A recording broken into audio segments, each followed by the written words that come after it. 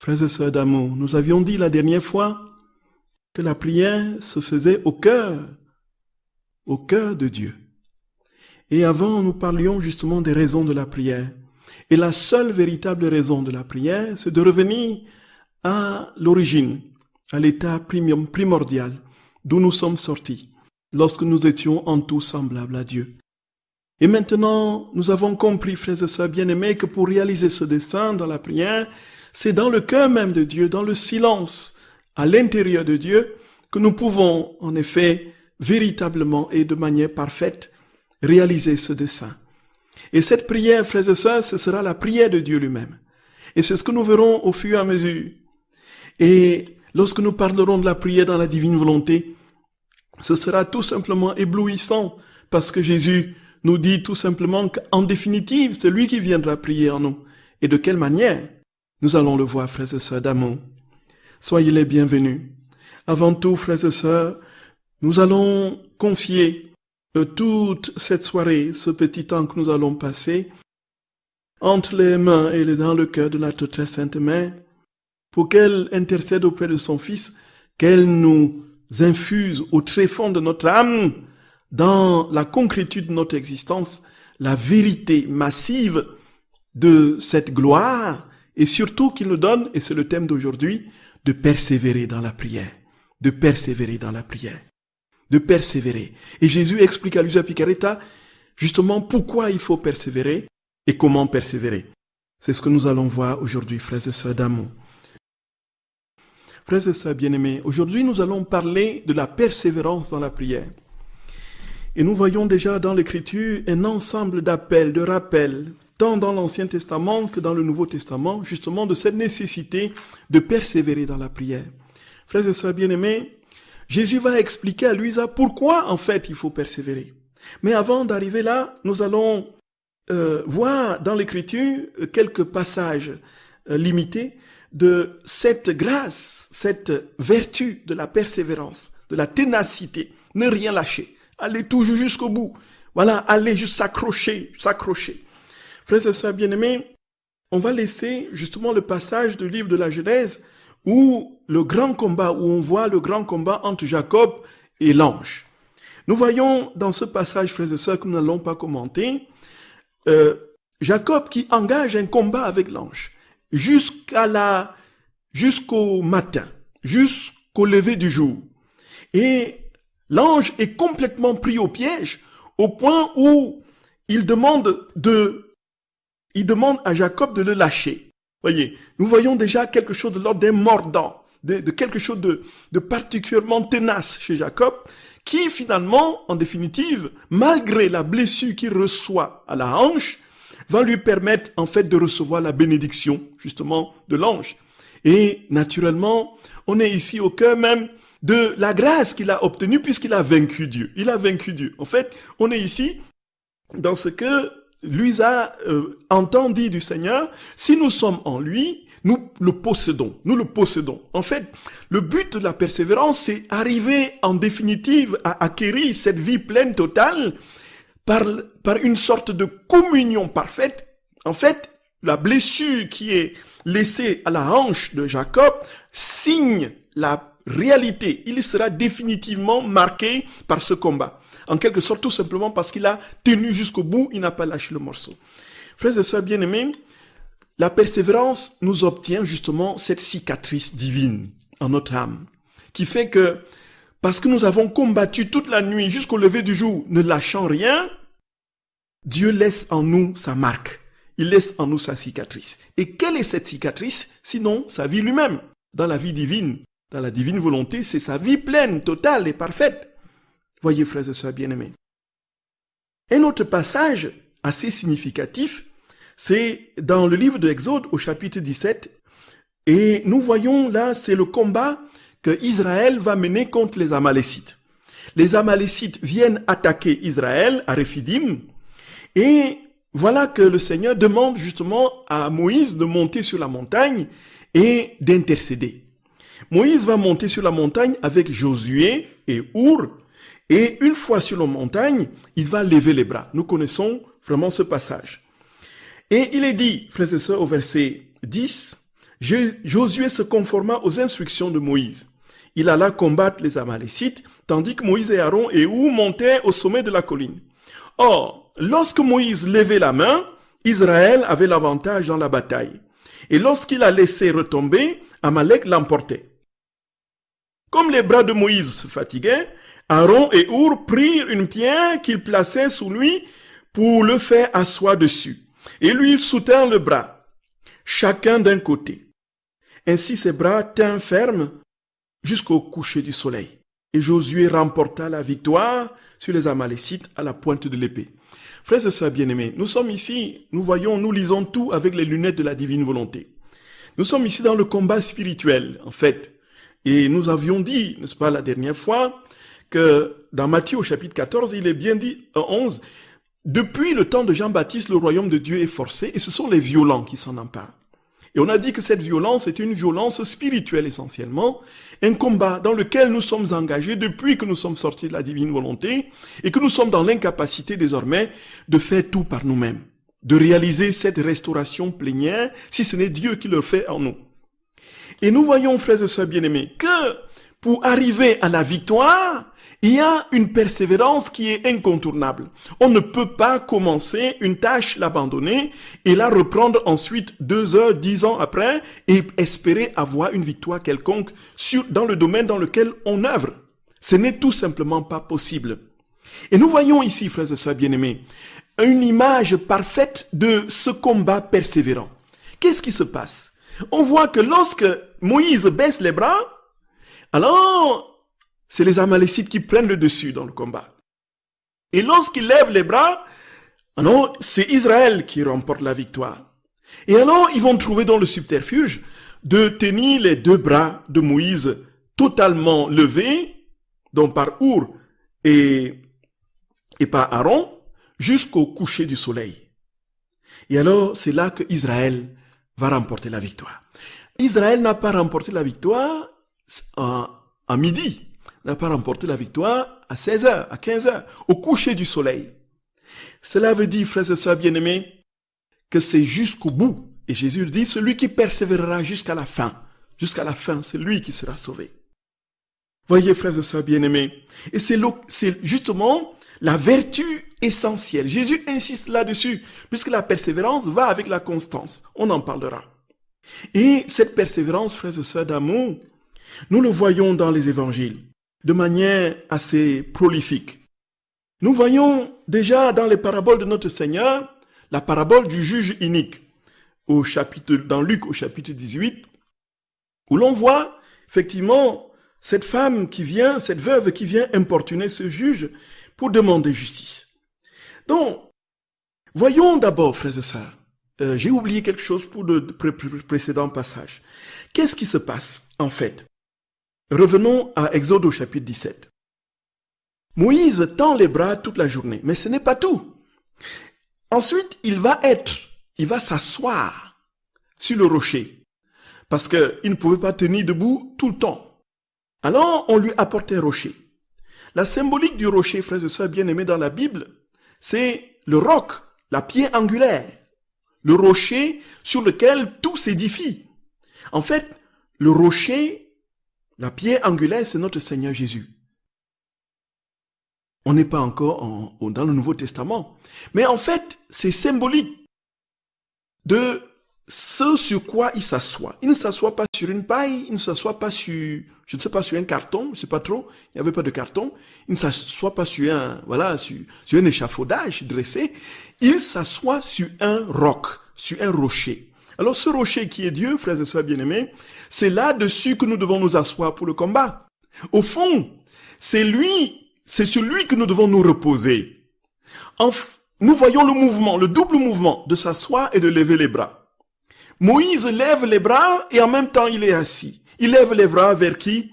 Il lève les bras vers Dieu qui est au-dessus de lui. Il s'assoit sur qui? Sur Dieu qui est en dessous de lui. En fait, il est déjà dans la plénitude, en quelque sorte, frères et sœurs d'amour, de la présence de Dieu. Et c'est pourquoi il remporte la victoire. Voilà, frères et sœurs bien-aimés, j'allais oublier. Et ensuite, qu'est-ce qui se passe? Un autre élément dans ce texte. Il y a il ne tient pas tout seul. Il faut que Aaron et Hur soient là pour soutenir ses bras. Aaron et Hur soutiennent ses bras. C'est quoi? C'est le signe qu'on ne peut pas combattre tout seul. En fait, dans la divine volonté, on ne peut pas être seul. Ce n'est pas possible, on ne peut plus prier pour soi, on ne peut plus rien faire par soi-même. On fait tout en Dieu pour tous, au nom de tous et pour tous. Voyez, nous voyons, frères et sœurs bien-aimés, qu'avec les lunettes de la divine volonté, on peut lire tous les passages de l'Écriture. Tous les passages de l'Écriture. Et c'est là alors que tout devient sublime. Tout est transfiguré dans la divine volonté, en vérité. Nous voyons, frères et sœurs, que la victoire se remporte en définitive dans la divine volonté. Et par la persévérance. Et naturellement, dans la communion avec tous les êtres animés et inanimés, au nom de tous et pour tous. Voyez. Revenons à présent au Nouveau Testament. Dans le Nouveau Testament, dans ce passage que j'ai tantôt cité, Luc au chapitre 18, on voit, frères et sœurs bien-aimés, quelque chose de particulièrement marquant dans l'ordre de l'insistance. En fait, Jésus prend les extrêmes. Il parle d'un juge inique. Alors, en fait, il extrait tout sentiment de ce juge-là, en quelque sorte. Ce juge ne peut rien du tout, ne peut rien faire de bon, en fait, par lui-même. En fait, c'est ça, en fait. Le juge inique, c'est que c'est un juge qui ne peut pas avoir un seul brin de bonté, de générosité en lui. Pourquoi Jésus prend cet extrême? C'est pour insister davantage sur la persévérance de la femme. En fait, s'il avait mis quelques sentiments dans le juge, on aurait compris qu'effectivement, il est bon et qu'immédiatement, il court. Mais en fait, pour que la persévérance soit saillante, pour qu'elle ressorte comme étant le facteur, le moteur qui a fait plier le juge pour qu'il s'exécute, Jésus ne donne aucun sentiment à ce juge-là. Alors, il dit, frères et sœurs bien-aimés, que la veuve, justement, va insister longtemps. Alors, il va dire, le juge en définitive, après avoir refusé plusieurs fois pendant longtemps, il se dit, même si je ne crains pas Dieu, je n'ai d'égard pour personne, puisque cette veuve me fatigue, je vais lui rendre justice, afin qu'elle ne vienne pas sans cesse me déranger. Alors, le Seigneur dit, écoutez ce que dit le juge injuste. Et Dieu ne fera-t-il pas justice à ceux qu'il a choisis et qui crient à lui jour et nuit? Qui crient à lui jour et nuit? Oh, mon bon Jésus, voilà la clé, frères et sœurs d'amour. Voilà la clé. Criez vers le Seigneur jour et nuit. Criez vers le Seigneur jour et nuit sans se fatiguer. Ne jamais s'épuiser, ne jamais se fatiguer. Alors, combien ne les fera-t-il pas attendre? Les fera-t-il attendre? Il pose la question, ce n'est pas possible, Dieu ne peut pas attendre si on insiste, et si on insiste. Tout est là. Et il dit, je vous le dis, il leur fera rapidement justice. Mais quand le Fils de l'homme viendra, trouvera-t-il la foi sur terre? Il dit, si vous, méchants que vous êtes, vous donnez des bonnes choses à vos enfants, vous ne leur donnez pas du serpent quand il vous demande le poisson. À plus forte raison, le Père donnera-t-il, n'est-ce pas, le Saint-Esprit à ceux qui le lui demandent. Il ne donne pas le pain, il donne le Saint-Esprit. Qui est le Saint-Esprit? C'est lui-même, c'est sa vie même, c'est sa vie divine. Donc c'est dans le désir persévérant, dans le désir brûlant, que nous obtenons la vie même de Dieu, frères et sœurs d'amour. Voilà, ne jamais se fatiguer. Être à la brèche, sur la brèche, de manière continuelle. Et dans une persévérance que rien ne doit faire vaciller. Alors, frères et sœurs d'amour, dans la vie de notre très saint Seigneur lui-même, on voit cette grâce, cette vertu sublime de la persévérance. Et on le voit plus spécifiquement, frères et sœurs bien-aimés, au jardin de Gethsémani. Déjà dans ces temps de prière, Jésus était constamment en prière. Il était continuellement dans le cœur de son Père, multipliant actions de grâce, multipliant supplications pour l'humanité, vivant les actes de tous les hommes, de tous les temps.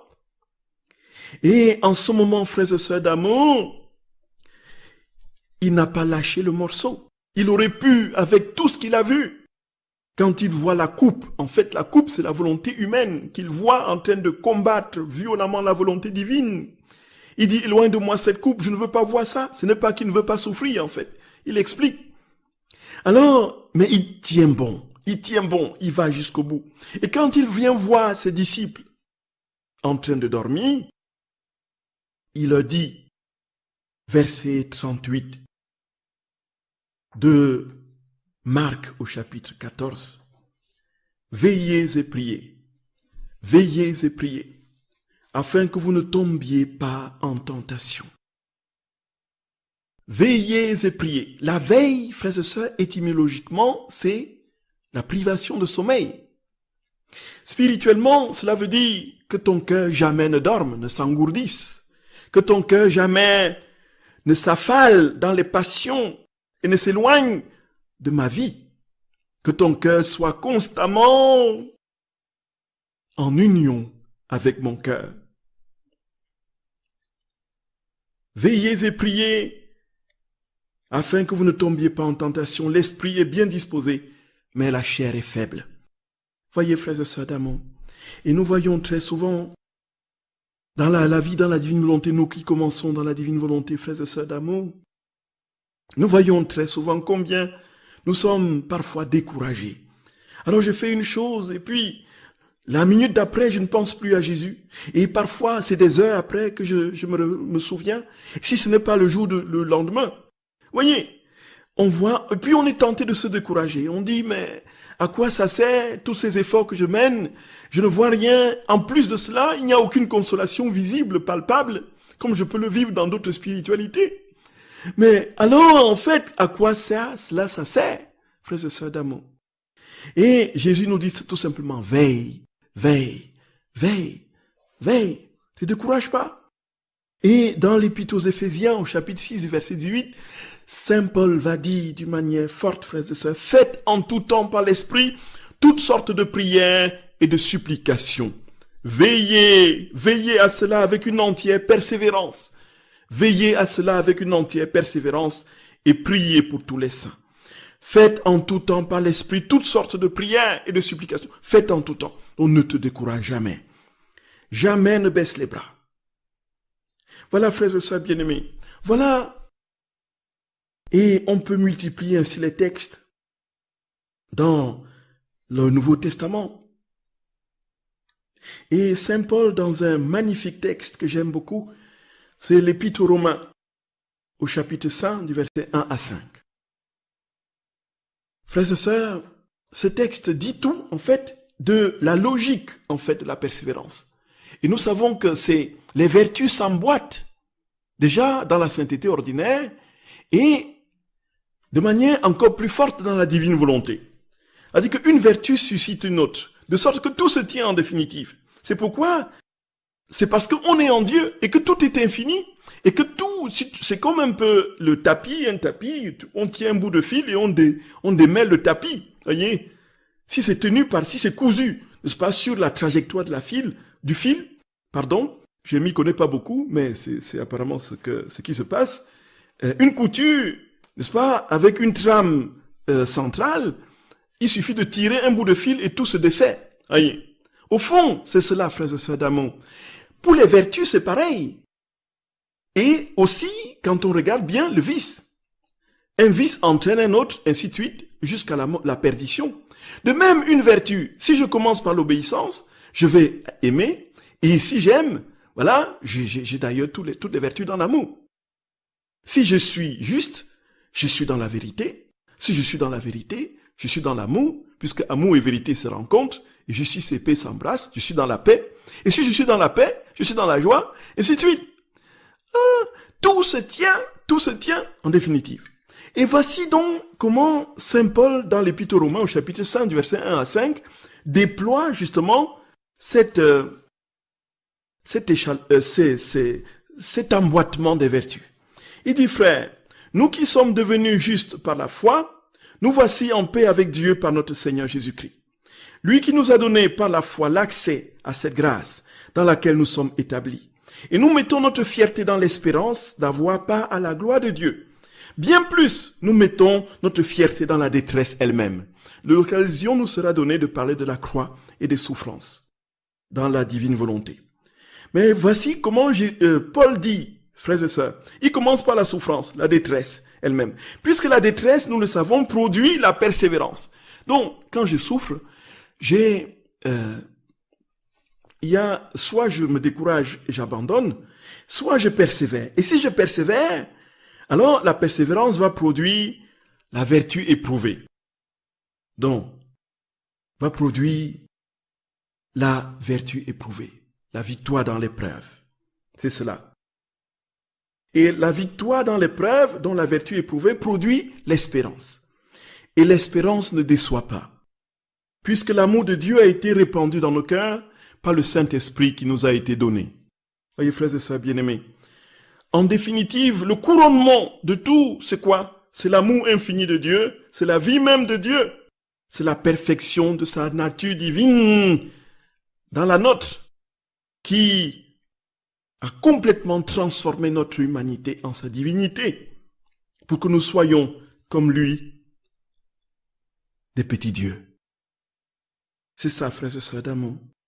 Tout simplement parce que nous avons persévéré. La persévérance, la victoire dans l'épreuve, l'espérance. Oh, l'espérance ne déçoit pas. Et alors, frères et sœurs bien-aimés, nous allons maintenant comprendre pourquoi il faut absolument que nous persévérions.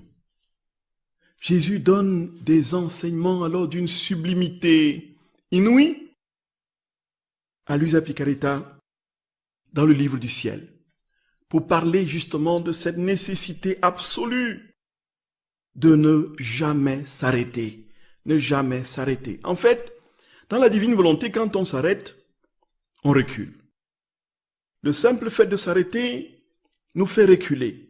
C'est ça, frères et sœurs bien-aimés. En fait, si on veut courir, si on veut marcher, il faut absolument persévérer. Persévérer. Alors, Jésus commence par dire que la chose qui lui plaît le plus dans l'âme, c'est la persévérance. C'est au tome 6 du 11 avril 1905. Luisa se plaint d'abord et dit que Jésus l'a abandonnée, qu'il est cruel avec elle. Alors, elle dit, si la persévérance lui plaît tellement, ma persévérance ne semble pourtant pas émouvoir son bon cœur. Puisque, en fait, la souffrance de Luisa, c'est qu'elle passe 5 minutes sans voir Dieu.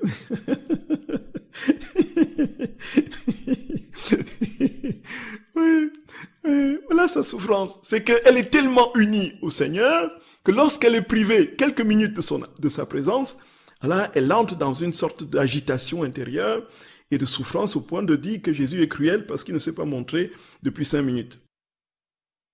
Alors, elle dit, pendant que je me disais cela, ainsi que d'autres sottises du même genre, Jésus vint à l'improviste et me dit, certainement que la chose qui me plaît le plus dans l'âme, c'est la persévérance. Voyez, ce que Jésus lui dit, frères et sœurs d'amour.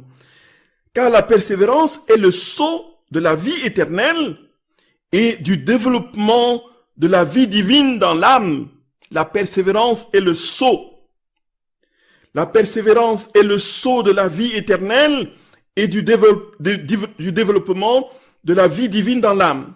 Tout comme Dieu est toujours ancien, toujours nouveau et immuable, ainsi l'âme persévérante est toujours ancienne, puisqu'elle s'exerce depuis longtemps, toujours nouvelle, puisqu'elle est toujours en train de s'exercer, sans s'en rendre compte, elle est immuable, puisqu'elle est sans cesse renouvelée en Dieu. Très concrètement, frères et sœurs bien-aimés, cela veut dire quoi? Cela veut dire que dans l'acte de persévérer, nous ne nous rendons pas compte de ce qui est en train de se passer. En fait, nous entrons même dans la vie de Dieu, Dieu qui est ancien, nouveau et à venir, qui n'a pas de temps.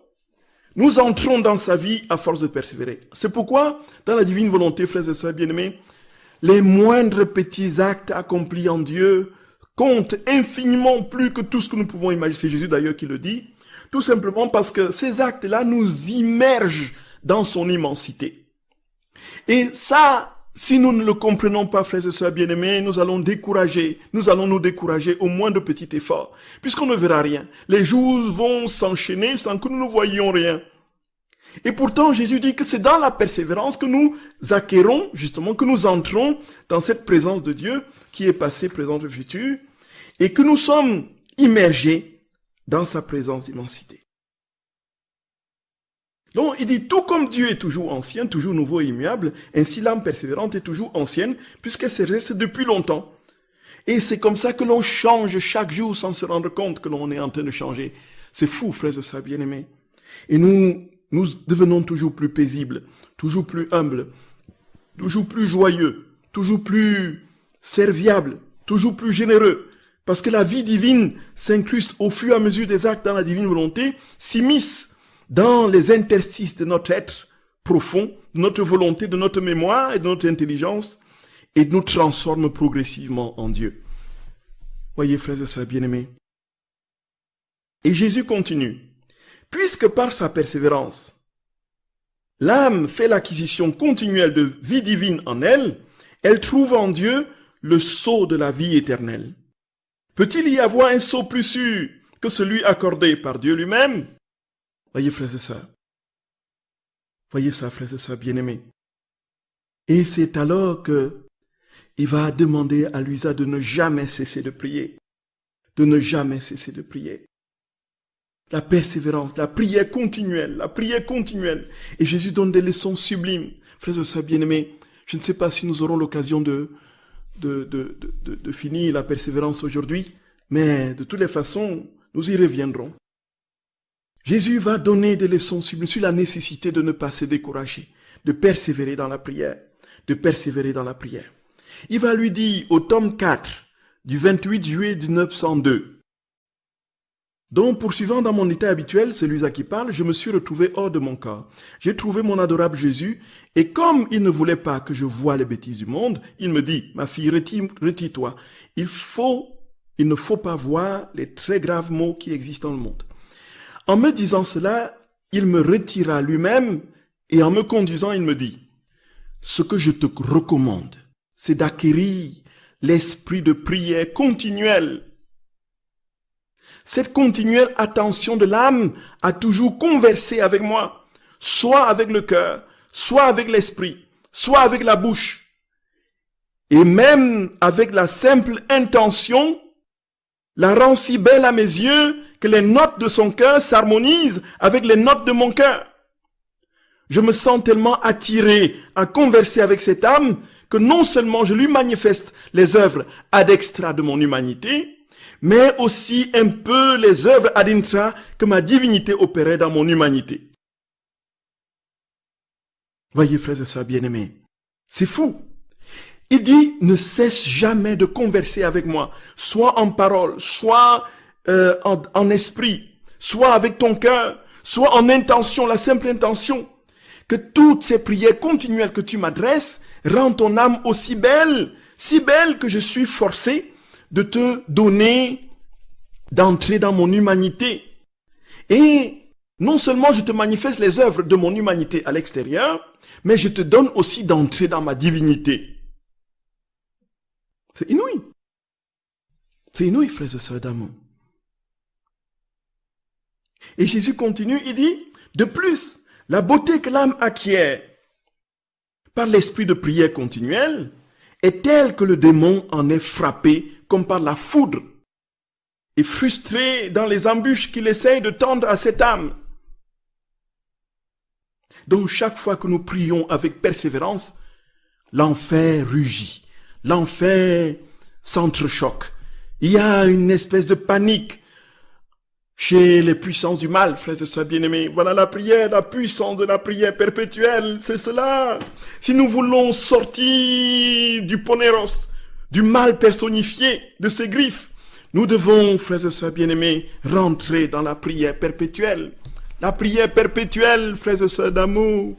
La prière perpétuelle sans se décourager, sans se fatiguer. Et Jésus dit que le démon est frappé comme par la foudre. Nous voyons pourquoi, frères et sœurs, très facilement. C'est très simple. Pourquoi sommes-nous très souvent les griffes des forces du mal. Tout simplement parce que notre prière n'est pas fervente. Notre prière n'est pas persévérante. Notre prière n'est pas persévérante. C'est tout simplement impressionnant, frères et sœurs d'amour. Nous ne sommes pas, bien sûr, comment on dit, nous ne sommes pas exempts des épreuves, des difficultés, des combats. Même en priant plus intensement et fréquemment, c'est là que parfois on est même encore plus en proie au combat, aux luttes. Et pourquoi? Tout simplement parce que l'ennemi cherche à nous extraire de la grâce dans laquelle nous sommes.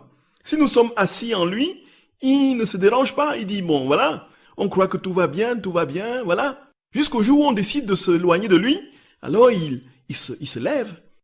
Il ne veut plus nous lâcher. Il veut récupérer son bien. Frères et sœurs d'amour, prions sans relâche. Prions sans relâche. Persévérons. Et nous allons comprendre que cette prière sera encore infiniment plus puissante dans la divine volonté, puisque nous allons continuer la série. Et voilà, frères et sœurs d'amour. Jésus va expliquer pourquoi il faut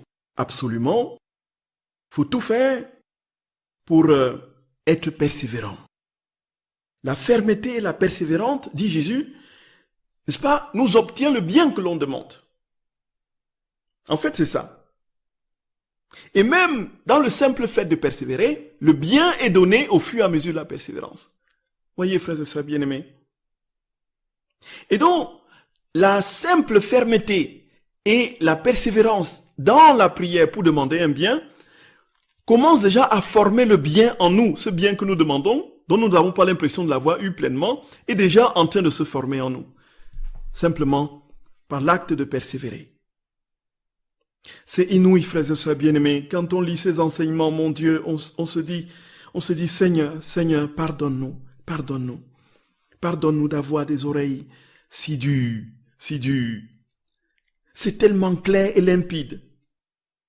Voici ce que Jésus dit, frères et sœurs, à Luisa Picaretta, au tome 28, du 24 mars 1930. Il lui dit, « Ma fille, la fermeté dans la demande forme la vie du bien qui est demandé.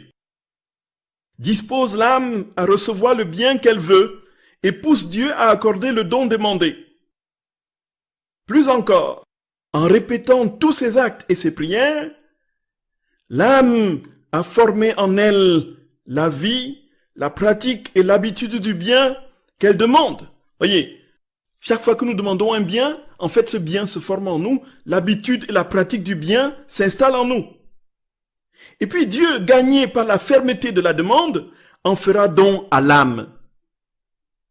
En trouvant dans la créature la vie du don que Dieu lui fait en vertu des actes répétés de la créature, le bien demandé se convertira en nature de telle sorte que la créature se sentira propriétaire et victorieuse en se sentant transformée dans le don qu'elle a reçu.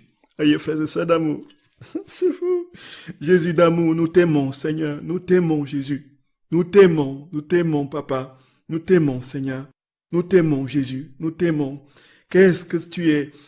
Voilà, le Seigneur nous dit que, en fait, quand il nous demande de demander, ce n'est pas parce qu'il veut, ce n'est pas tout simplement parce que, voilà, il veut que l'on pleurniche devant lui et que l'on, voilà, qu'on fasse le malheureux et qu'il ait le temps de se gausser comme étant le maître, le propriétaire et qu'il nous jette le don demandé comme on jette du maïs à la poule. Voyez, frères et sœurs bien-aimés, aux poules.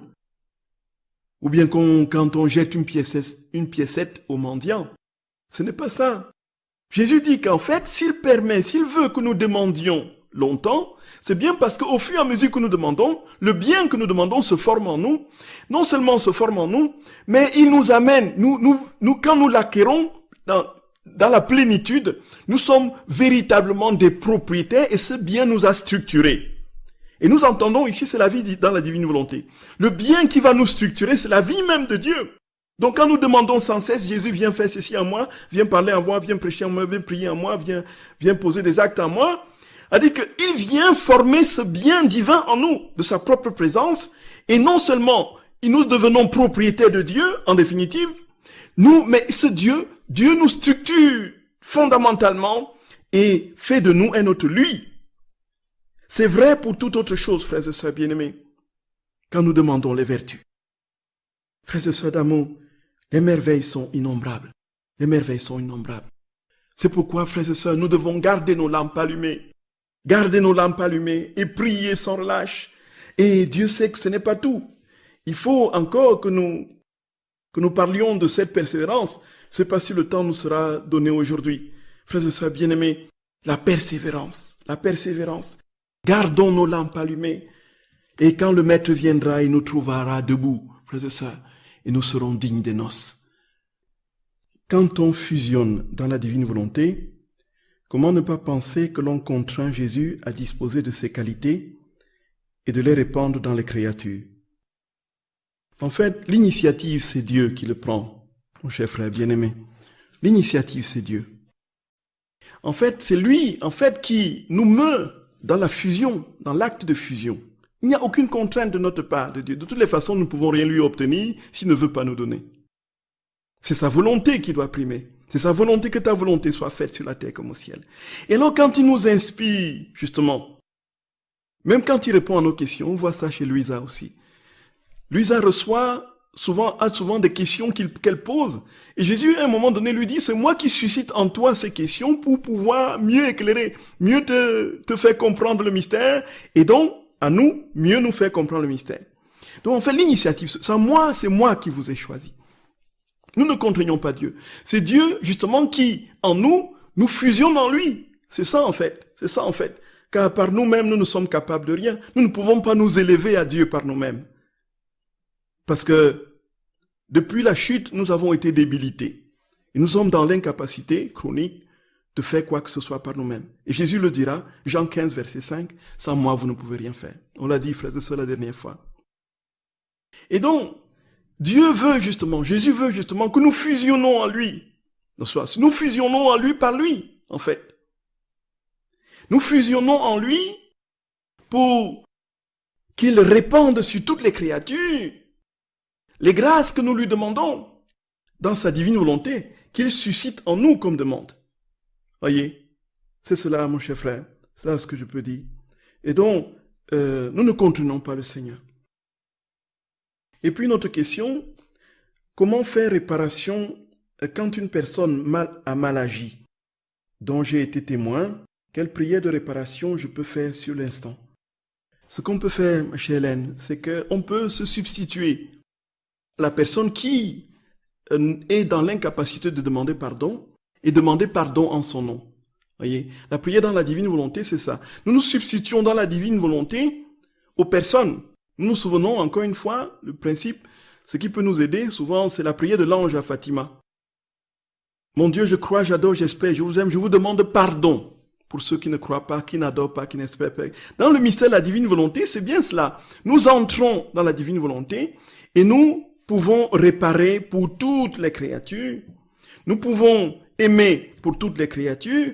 Nous pouvons agir pour toutes les créatures, au nom de toutes les créatures, en Dieu qui agit en nous.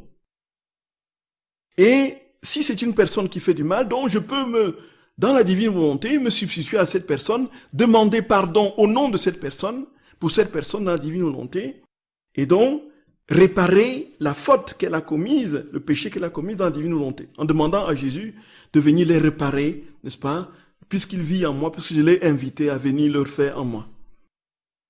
Voyez ça. Donc ça, c'est une question très très importante, comme les autres d'ailleurs. Et si nous avons le réflexe, frères et sœurs bien-aimés, si nous avons le réflexe, nous allons très très vite entrer dans l'habitude de prier dans la divine volonté. C'est-à-dire, il suffit de s'entraîner. C'est encore une question de persévérance. C'est-à-dire que chaque fois, essayer de penser que nous ne pouvons plus prier qu'avec Jésus, en Jésus, au nom de tout le monde. Voyez. Et puis, si nous avons cette habitude, alors nous allons, c'est pas constamment, continuellement, nous allons nous surprendre en train de vivre une seconde nature dans la prière. Ça va venir de manière très spontanée, sans plus besoin comment on dit, sans plus besoin d'effort. Voilà, ça viendra tout naturellement. Et alors, une autre question sur la veille. Donc, comment veiller? Mais la veille ici est spirituelle, bien sûr. Il est entendu que quand nous veillons, c'est une attitude de l'âme. La privation du sommeil, c'est pas le sommeil physique. Donc, c'est le sens littéral du mot veiller. Mais on ne peut pas vivre sans sommeil, c'est pas possible. Donc, si on ne dort pas, on peut pas tenir. Donc, en fait, la veille, quand Jésus dit veillez et priez, il ne veut pas nous dire ne dormez plus. Voyez un peu, en fait. Cela veut dire tout simplement que notre cœur constamment doit être justement dans la communion avec le Seigneur. Et ce faisant, dans cette veille, il y a l'action de Dieu encore qui, dans la divine volonté, est celle qui propulse l'âme dans les hauteurs et les sommets de la communion, puisque par nous-mêmes nous sommes incapables de tout. Nous revenons toujours au point de départ. Dieu fait tout en nous, c'est lui qui veille en nous en définitive, voyez. Et ce faisant, la prière continuelle garde, éveille l'âme. Et c'est pourquoi nous disions la dernière fois, frères et sœurs, en parlant du silence, que nous devrions nous désencombrer de tout ce qui en nous, justement, nous empêche d'acquérir ce bien suprême. Il y a toutes sortes de distractions. Nous trifouillons sur Internet un tas de choses que nous voyons. Ceci, nous passons d'un site à l'autre. Nous remplissons notre esprit d'un ensemble d'informations inutiles sur le monde, sur les situations de ceci. On est à l'affût du moindre petit scoop ou du fait divers, et ainsi de suite. Nous encombrons notre esprit et notre âme. Et nous sommes dans l'incapacité, parce que ça ne nous apporte rien, d'acquérir ce silence nécessaire pour entrer en Dieu et vivre pleinement sa vie et multiplier les actions en sa divine volonté. Et donc la veille ici a justement le sens de cette veille dans la prière. Mes frères et sœurs bien-aimés, et ça Jésus le dit très clairement, frères et sœurs d'amour. Il dit que il y a justement une continuelle nécessité de demander.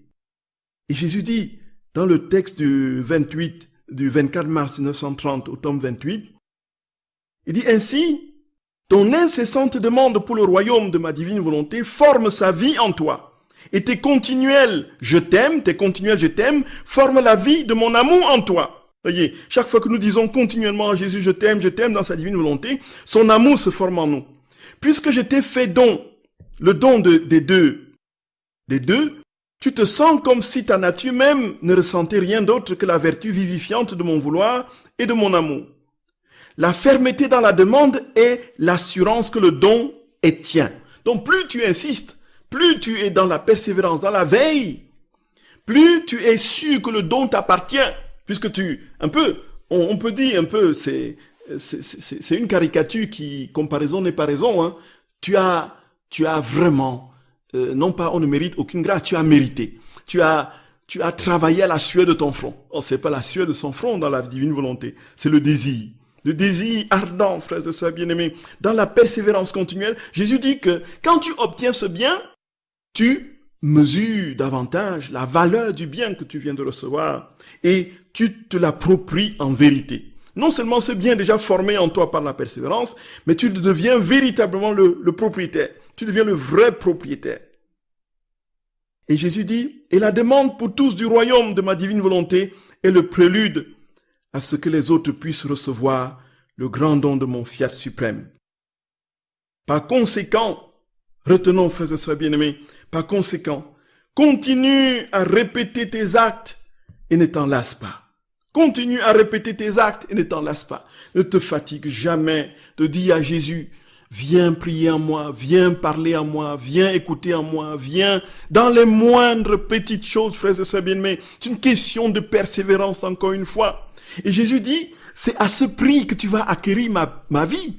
Ce n'est pas une fois, un jour, en disant, n'est-ce pas, dans l'acte préalable, voici, je te confie la journée, viens tout faire en moi, et puis toute la journée, on ne pense plus à lui.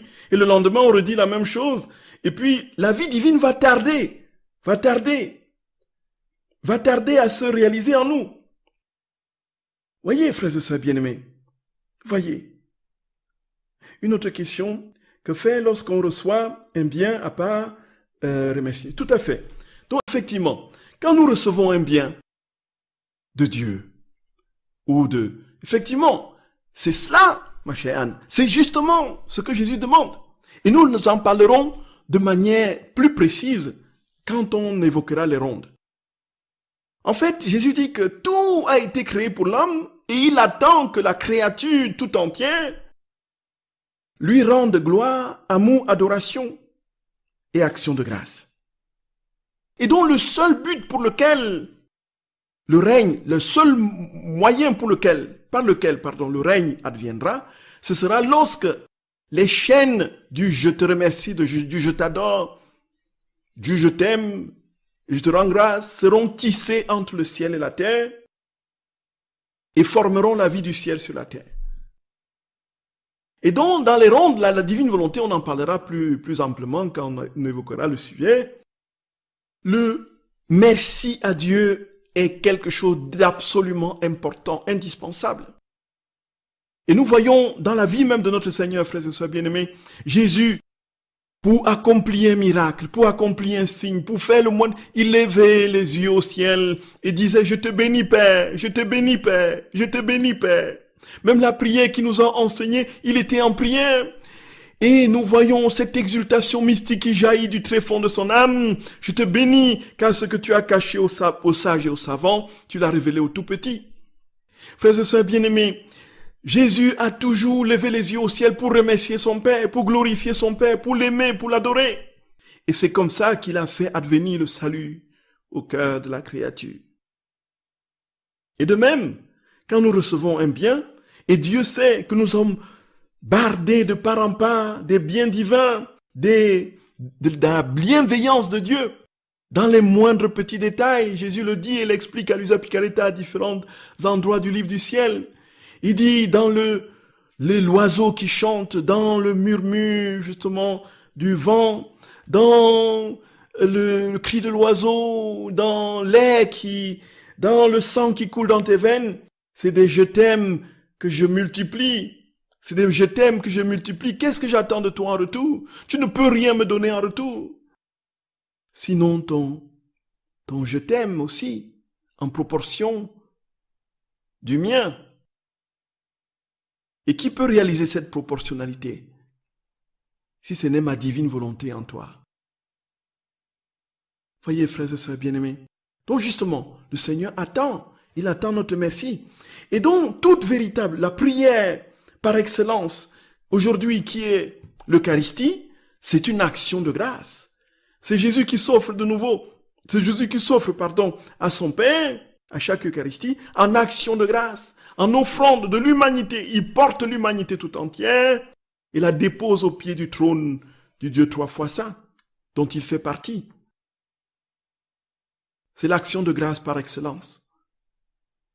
C'est d'ailleurs son étymologie grecque. Voyez, frères et sœurs bien-aimés, donc tout devrait être action de grâce et amour, adoration. Et si nous sommes constants, justement, dans cette action de grâce, cette adoration et cet amour, frères et sœurs bien-aimés, nous ne serons jamais déçus. Jamais, jamais. Parce que nous serons continuellement dans un tournoiement de la vie du ciel avec la terre. Un continuel échange des effluves divines qui vont se déverser sur la création et sur nos âmes et nous amener à la ressemblance parfaite, à être des copies de Jésus, des copies de Jésus, participant à sa nature divine. Voilà le grand bien. Voilà la grande joie, frères et sœurs bien-aimés, qui nous attend. Frères et sœurs d'amour, qui nous donne de comprendre jusqu'où nous ne devons jamais faiblir. Nous n'avons pas terminé avec la persévérance et nous en parlerons encore la prochaine fois parce qu'il y a des écrits du ciel d'une puissance décoiffante qui ne laisse, frères et sœurs bien-aimés, aucune âme indifférente. Il faudrait qu'on les voie sur la persévérance et la nécessité d'avancer sans jamais reculer et de ne jamais se décourager, quelles que soient les difficultés que l'on rencontre. Tenons bon, frères et sœurs bien-aimés, avançons confiants, et laissons le Seigneur remporter sa victoire dans nos vies. Soyez bénis, frères et sœurs d'amour. Soyez bénis. Que Jésus soit votre force, votre soutien. Que Jésus vous accorde de comprendre jusqu'où, sans lui, nous ne pouvons rien faire.